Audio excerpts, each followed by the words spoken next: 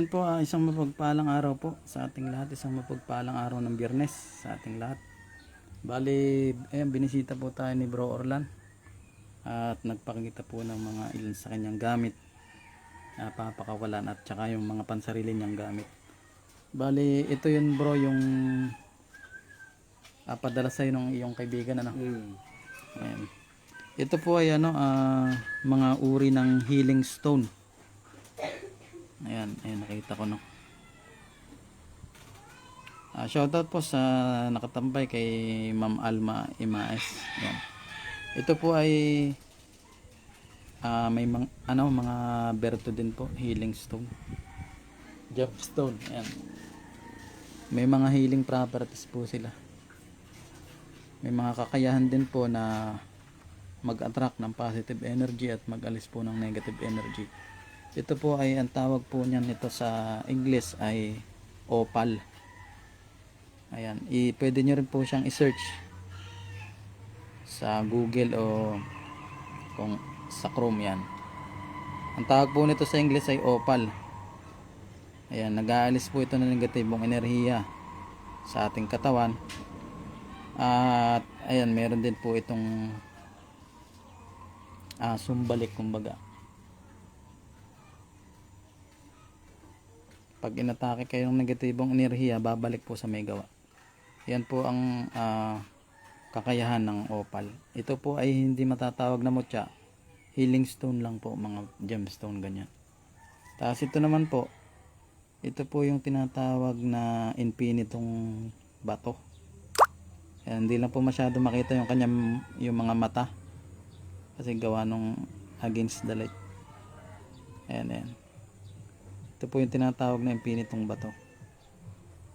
Ayan, kita na dito. Infinitong bato. Ayan, maganda rin pong gamit ito.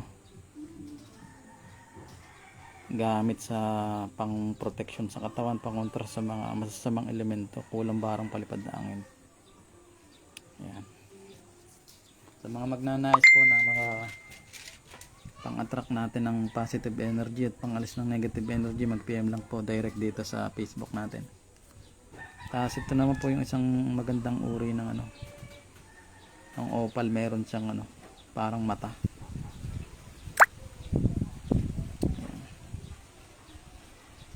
Maganda rin pa magtangan nito kasi po nag-alis nga po ito ng negatibong enerhiya sa ating katawan. Bali, pang cleansing na rin po, iwas sa sakit.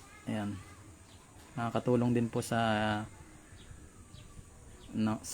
kalusugan ng tao. Ayan.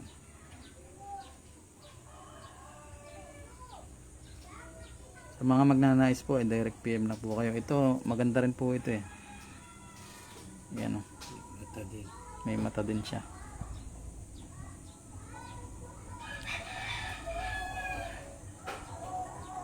Ayan, salamat po sa mga nakatambay, makikilike and share naman po. Bali, ito naman po yung kanyang mga medalyon, mga pansarili niyang gamit at mga gamit na papakawalan niya. Ayan, ito po yung 5 na nasa taas na yan. Ayan, hindi po available yan. Ito lang po ang available, yan, yung 5 na yan. Ayan, ito pa rin po yung linag namin nung nakaraan, Respico na sa turon likod. Ang pigo din po at napakaganda po ng kanyang aura. Kulay ginto na. Medyo mataas ng debosyon kaya nagkakaganito na yung kulay ng medalyon. Ayan po. Bali, ito lang pong 5 na itong available. Sa mga magnanais po, direct PM lang kayo. Maraming pong salamat sa inyo at God bless po.